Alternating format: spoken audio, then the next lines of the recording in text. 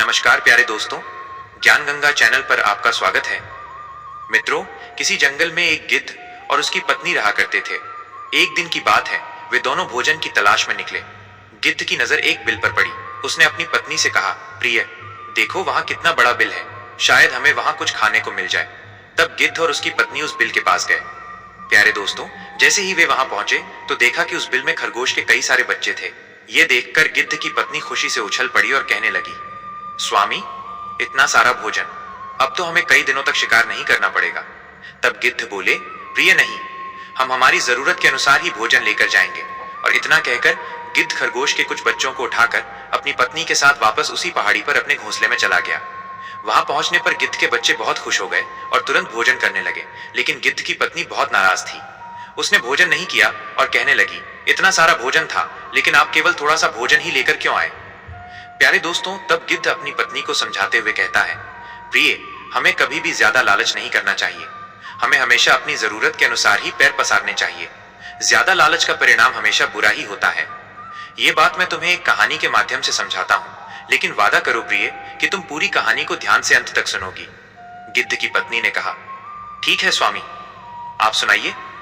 प्यारे दोस्तों, तब गिद्ध कहानी सुनाने लगता है और कहता है, प्रिय, बहुत समय पहले चंदनपुर नाम के एक छोटे से गांव में रामदास नाम का एक किसान रहता था।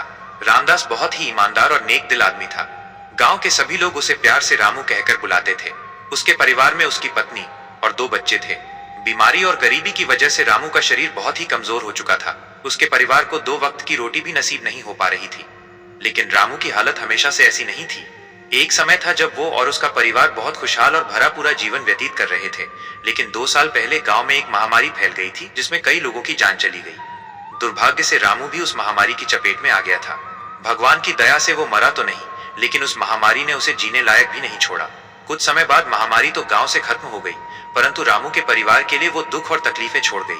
उस महामारी के कारण अच्छा खासा हट्टा कट्टा रामू अब एक बीमार और कमजोर आदमी बन चुका था। वैद्यों और हकीमों से उसने बहुत इलाज करवाया, लेकिन उसकी हालत में कोई सुधार नहीं हुआ। यहाँ तक कि उसके पास जो 3-4 बीघा जमीन थी, वो भी उसके इलाज में बिक गई। अब उसके परिवार की हालत ये थी कि घर में खाने के लिए अन्न का एक दाना भी नहीं था। बीमारी की वजह से रामू का शरीर इतना कमजोर हो चुका था कि वो कहीं मेहनत और मजदूरी करने के लायक भी नहीं बचा। उसका शरीर तो बस यूं था कि मानो हड्डियों के ढांचे पर मांस की पतली सी चादर चढ़ा रखी हो, लेकिन उसे अपने परिवार की भूख और प्यास बर्दाश्त नहीं हो रही थी। आज भी उसके घर पर खाने के लिए कुछ नहीं था। उसके बच्चे भूख के मारे बिलबिला रहे थे और रो रहे थे। अपने बच्चों को रोता हुआ देखकर रामू रसोई में गया ताकि अपने बच्चों को खाने के लिए कुछ दे सके, परंतु सारे बर्तन खाली थे और रसोई में खाने के लिए कुछ भी नहीं बचा था। ये देखकर उसकी पत्नी कहने लगी, तुम कोई रोजगार क्यों नहीं ढूंढते? इस तरह से आखिर कब तक चलेगा? रामू कहने लगा, मैंने जिंदगी में कभी भी कोई लापरवाही नहीं बरती और न ही कभी काम से जी चुराया, लेकिन बीमारी ने मुझे बहुत ही कमजोर कर दिया। अब मैं कामकाज के काबिल नहीं रहा, ये तो तुम भी जानती हो। पत्नी की बातें सुनकर रामू बहुत ही परेशान हुआ और घर में कुछ सामान तलाश करने लगा, जिसे बेचकर वो थोड़े पैसे जुटा सके।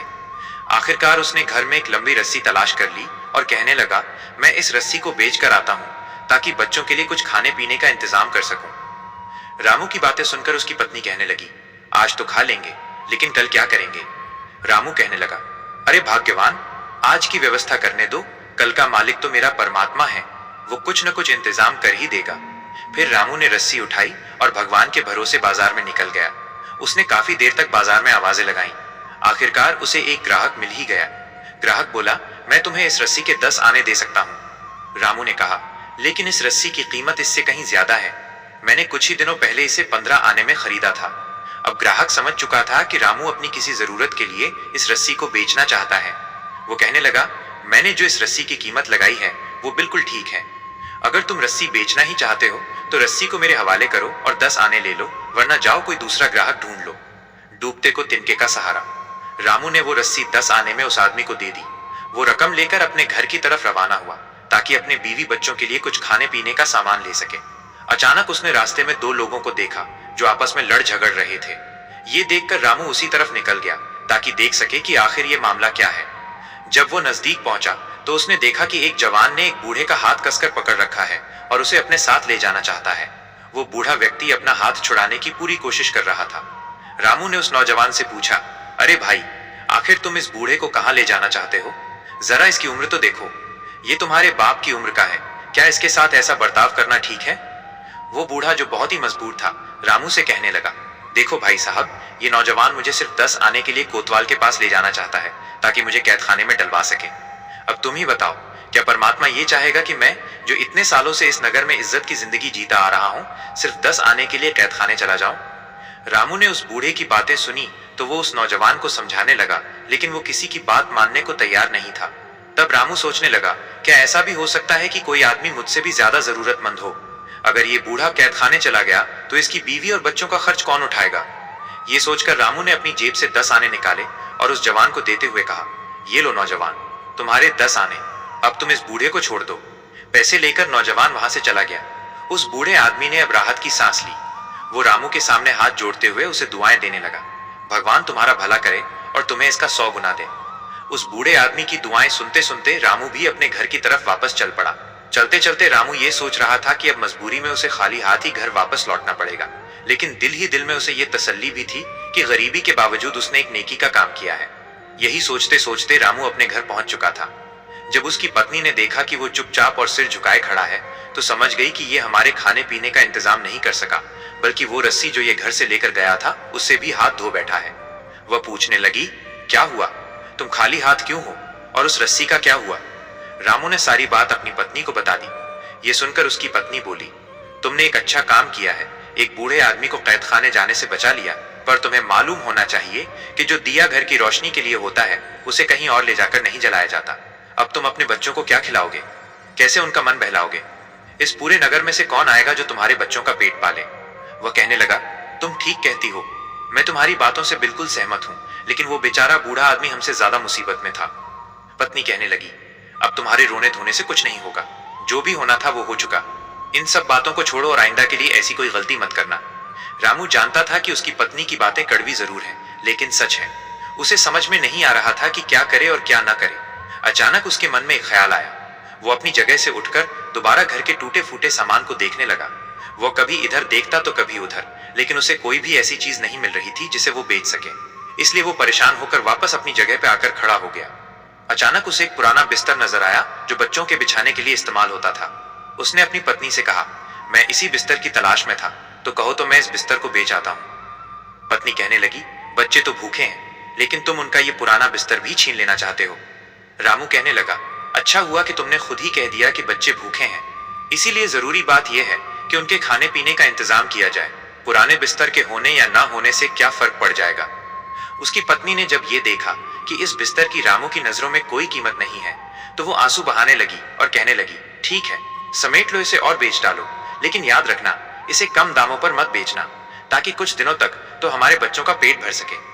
रामू के पास अब कहने को कोई बात नहीं थी, इसलिए उसने अपना सिर झुकाया, चुपचाप बिस्तर को लपेटा और घर से बाहर निकल गया। वो चलता गया और फिर एक ऐसे बाजार में पहुंच गया जहां पर नई और पुरानी चीजों का व्यापार होता था। रामू ने उस बिस्तर को बेचने के लिए आवाजें लगाईं, परंतु बहुत कम ही खरीदार उसकी तरफ आ रहे थे। जो थोड़े बहुत आ भी रहे थे वे इस बिस्तर को इधर उधर पलटकर देखते, उसमें कई तरह की कमियां निकालते और फिर आगे बढ़ जाते। आखिरकार एक ऐसा खरीदार भी आ गया जिसे वो बिस्तर पसंद आ गया था। उस आदमी ने इस बिस्तर की कीमत पूछी तो रामू कहने लगा, 12 आने। उस आदमी को शायद उस बिस्तर की उतनी जरूरत नहीं थी, इसलिए जब उसने 12 आने सुने तो कहने लगा, भला इस फटे पुराने बिस्तर के लिए वो कौन आदमी होगा जो 12 आने खर्च करेगा? ये कहकर वो खरीदार आगे बढ़ गया और फिर रामू से दूर जाने लगा। लेकिन रामू भागकर उसके पास गया।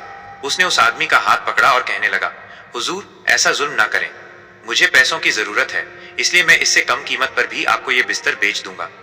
आखिरकार उसने वो बिस्तर 8 आने में बेच दिया और पैसे लेकर अपने घर की तरफ रवाना हो गया। वो रास्ते में सोचने लगा कि आखिर मैं अपने बच्चों के लिए ऐसा क्या खरीदूं कि उनका पेट भी भर जाए और उनका दिल भी बहल जाए। इतने में उसे एक बूढ़ी महिला के रोने की आवाज सुनाई दी। जब रामू ने आवाज सुनी तो वो रुक गया और देखने लगा कि वो आवाज कहां से आ रही है। तभी उसने देखा कि एक बुजुर्ग महिला ने अपने जवान बेटे का हाथ पकड़ा हुआ था और उससे कह रही थी, मुझे किसी वैद्य या हकीम के पास ले चलो। लेकिन वो नौजवान उस बुजुर्ग महिला से अपना पीछा छुड़ाना चाहता था और कह रहा था, माँ, मुझे जाने दे, मैं तेरे इलाज के लिए रकम कहां से लेकर आऊं? रामू ने जब उनका ये झगड़ा देखा तो आगे बढ़ा और उनसे झगड़े की वजह पूछने लगा। बुजुर्ग महिला कहने लगी, मैंने अपने इस बेटे को पालने के लिए दिन रात एक करके मेहनत की, पर आज जब मैं बूढ़ी हो चुकी हूं तो ये मुझे किसी वैद्य हकीम के पास नहीं ले जा रहा। वो नौजवान कहने लगा, मैं इस बात से सहमत हूं कि मेरी माँ ने बड़ी तकलीफों से मुझे पाला और मुझे पाल पोस कर बड़ा किया, लेकिन मैं मजबूर हूं। मेरे पास इतनी रकम नहीं है कि मैं अपनी माँ को हकीम के पास ले जा सकूं। रामू ने जब ये सुना तो वो कुछ परेशान सा हो गया। फिर उसने अपनी सारी रकम यानी 8 आने अपनी फटी पुरानी चादर से निकाले और उस नौजवान को दे दिए। उस नौजवान को रामू के इस काम पर विश्वास ही नहीं हो रहा था।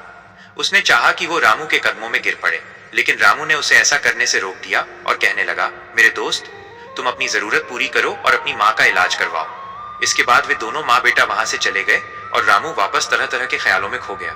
वो बेचारा बहुत ही हैरान और परेशान था, इधर उधर देख रहा था। कुछ देर के बाद वो अपने घर की तरफ चल पड़ा, लेकिन भूख और बीमारी की वजह से उससे अब चला भी नहीं जा रहा था। फिर भी वो अपने घर जाने को मजबूर था। गिरता पड़ता वो किसी तरह अपने घर पहुंचा। उसने दरवाजे पर दस्तक दी। उसकी पत्नी और बच्चे इसी इंतजार में थे, इसलिए उसकी पत्नी ने फौरन दरवाजा खोल दिया। उसकी पत्नी के चेहरे पर खुशी साफ झलक रही थी, लेकिन जब उसने अपने पति के चेहरे पर मायूसी देखी तो उसकी खुशी भी गम में बदल गई। पत्नी कहने लगी, अरे ये तुमने क्या किया? तुम एक बार फिर से खाली हाथ वापस लौट आए। रामू ने जब अपनी पत्नी को गुस्से में देखा तो उसे सारी बात बता दी। सारी बात सुनने के बाद उसकी पत्नी बोली, तुम्हें तो सिर्फ दूसरे लोगों से प्यार है। उन्हें मुसीबत में देखकर तुम उनकी सहायता कर रहे हो, लेकिन पता नहीं तुम्हें अपने बच्चों पर दया क्यों नहीं आती। अब तुम ही बताओ कि हम क्या करें, कहां जाएं? अब मेरे बच्चों में ज्यादा देर तक भूख बर्दाश्त करने की हिम्मत नहीं है। अब तो लगता है कि भूख के मारे इनकी जान ही निकल जाएगी। रामू में अब इतनी हिम्मत भी नहीं थी कि वो अपनी पत्नी से नजरें मिला सके। कहने लगा, मेरा परमात्मा सब कुछ जानता है। अगर तुम भी उस बूढ़ी औरत की फरियाद सुनती तो तुम भी वही करती जो मैंने किया है, लेकिन विश्वास रखो, भगवान कोई ना कोई रास्ता जरूर निकाल देगा। अगर इस बार मैं कोई चीज बेचने के लिए ले गया तो उसे बेचूंगा नहीं बल्कि गिरवी रखूंगा, ताकि कम से कम उस चीज से हमें हाथ ना धोने पड़े। पत्नी कहने लगी, क्या तुम्हारे घर में कोई ऐसी चीज बची भी है जिसे तुम गिरवी रख सको? रामू अपने घर में इधर उधर देखने लगा और फिर बोला, वो सुराही कैसी रहेगी? वो सुराही तो मुझे दे दो, ताकि इसके बदले में मैं कोई छोटी सुराही खरीद लूं और साथ ही कुछ खाने पीने का सामान भी लेकर आऊं। उसकी पत्नी, जो पहले से ही गुस्से में थी, कहने लगी, अब तो तुम इस सुराही से भी हाथ धो लो। ये सुराही न तो तुमसे कोई खरीदेगा और न ही इसे कोई गिरवी रखेगा, बल्कि ऐसा करो, या तो ये सुराही किसी को दान कर दो या फिर इसे तोड़ दो। मायूस रामू आगे बढ़ा और उसने सुराही उठा ली। कहने लगा, देखो, मुझे इतना बेइज्जत मत करो, मैं ये सब कुछ अपने बच्चों के लिए ही तो कर रहा हूं। इसके बाद रामू ने वो सुराही उठाई और बाजार की तरफ निकल गया। बाजार में पहुंचने पर वो सबसे पहले एक साहूकार के पास गया और उससे कर्ज मांगने लगा।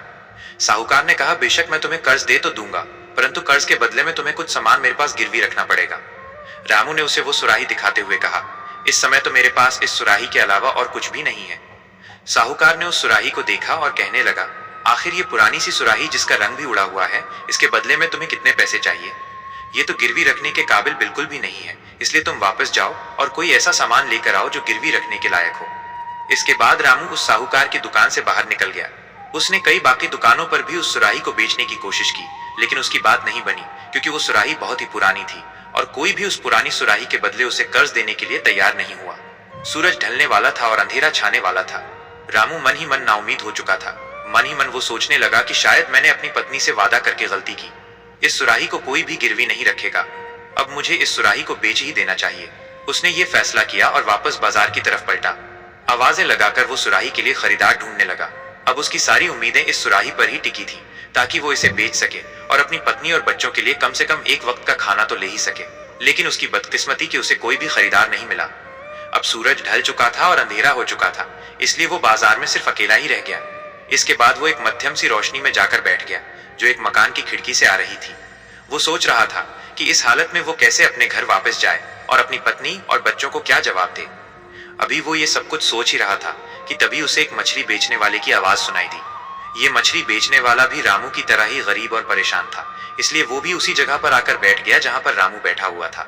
उस मछली बेचने वाले के पास एक लाल रंग की मछली थी, जो उसने वहीं पर रख दी।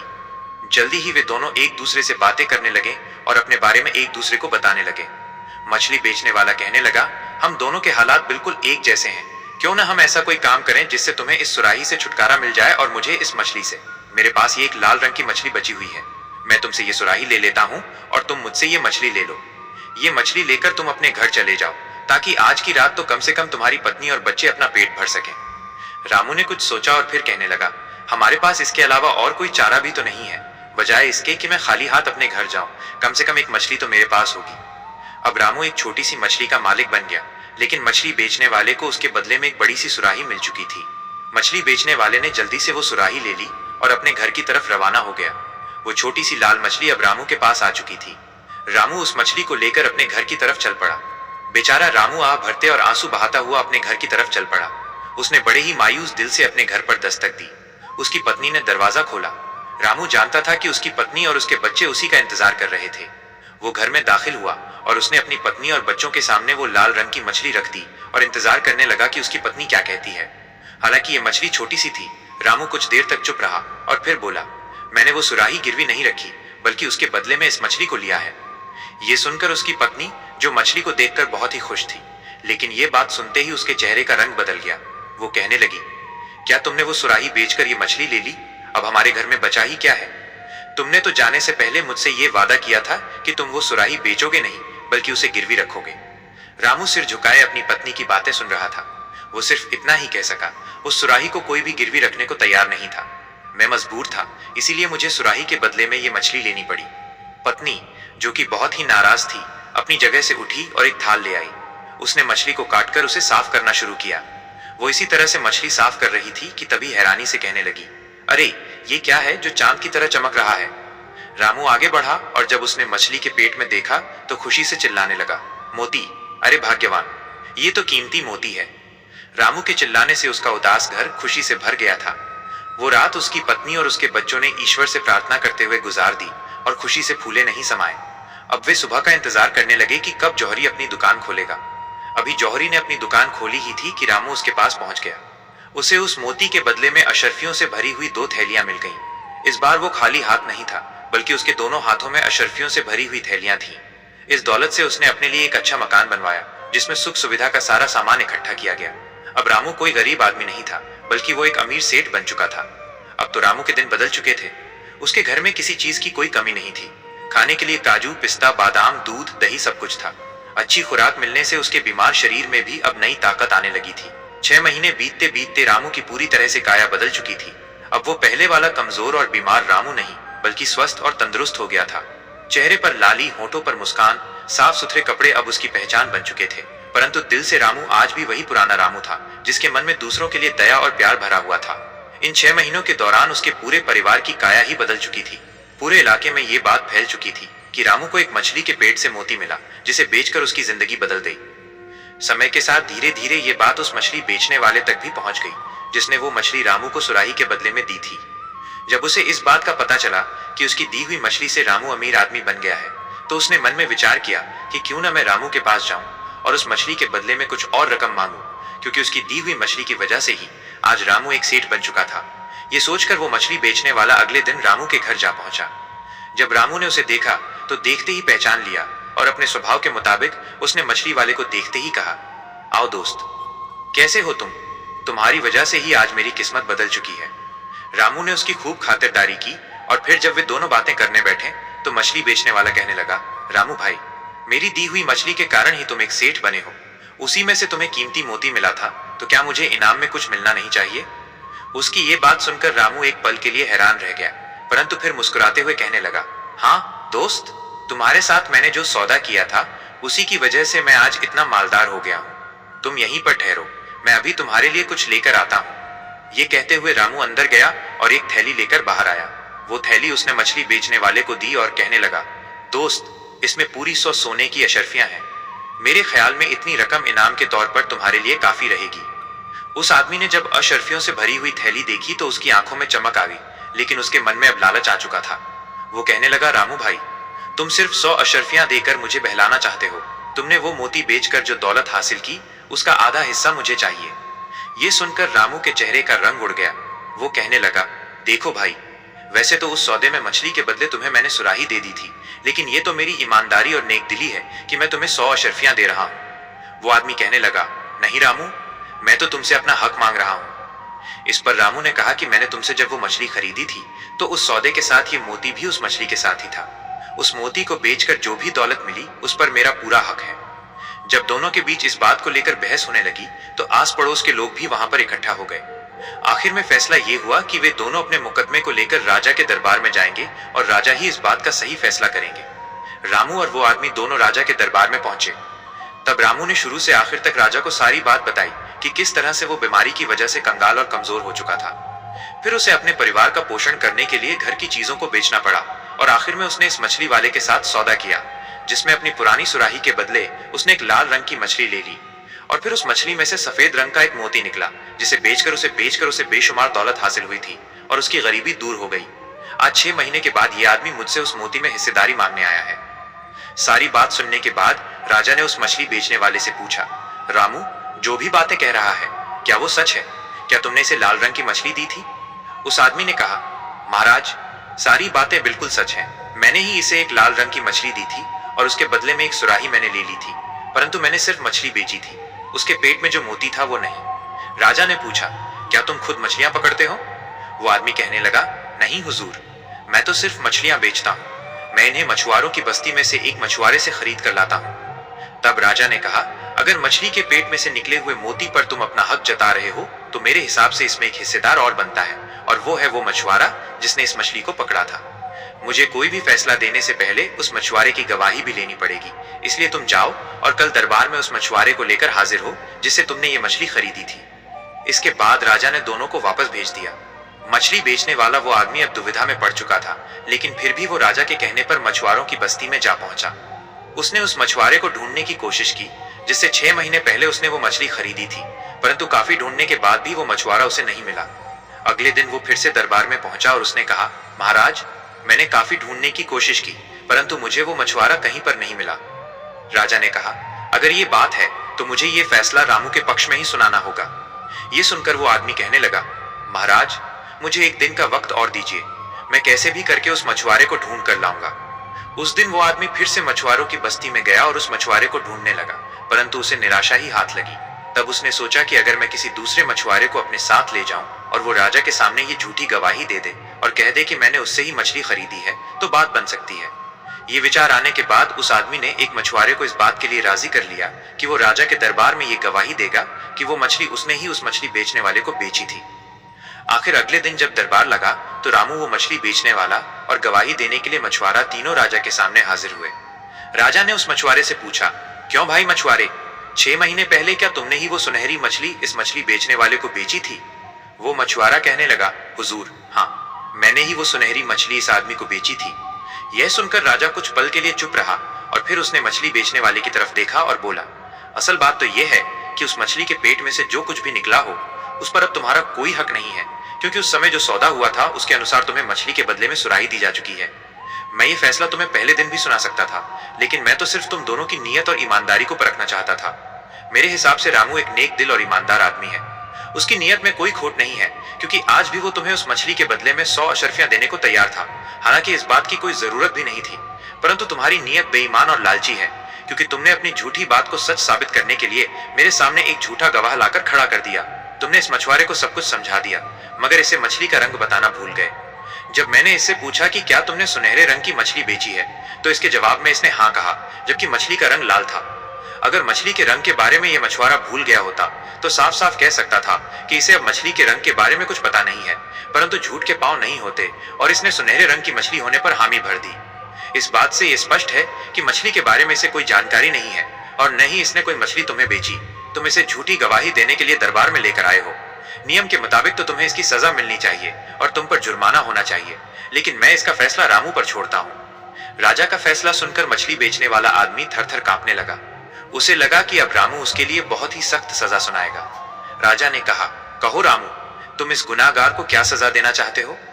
रामू बोला, हुजूर, ये बात सच है कि ये आदमी लालच में आकर झूठ और फरेब का सहारा लेकर मुझसे दौलत ठगना चाहता है, परंतु एक सच ये भी है कि इसकी दी हुई मछली के कारण ही मैं अमीर बना हूँ। इसलिए मेरी गुजारिश है कि इसे छोड़ दिया जाए और मैं अपनी खुशी से इसे 100 सोने की अशर्फियां इनाम में देना चाहता हूँ।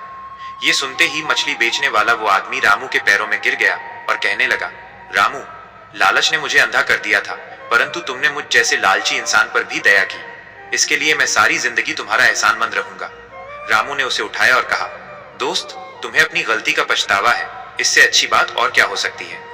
ये कहते हुए रामू ने उसे 100 अशर्फियों से भरी हुई एक थैली दे दी। वे दोनों बड़ी खुशी के साथ राजा के दरबार से लौट आए। जब बाकी लोगों को इस बारे में पता चला तो वे सब भी रामू की तारीफ करने लगे। अब पूरे इलाके में रामू की इज्जत और भी बढ़ गई थी। इस तरह कहानी के अंत तक पहुंचते हुए गिद्ध ने कहा, प्रिय, इसीलिए मैंने कहा था कि हमें जो मिले उसी में खुश रहना चाहिए। ज्यादा लालच हमेशा नुकसानदेह होता है। गिद्ध की पत्नी को गिद्ध की बात अच्छी तरह समझ आ गई और उसने अपना गुस्सा त्याग कर दोनों ने खुशी से भोजन किया। प्यारे दोस्तों, आशा करता हूं आपको कहानी पसंद आई होगी।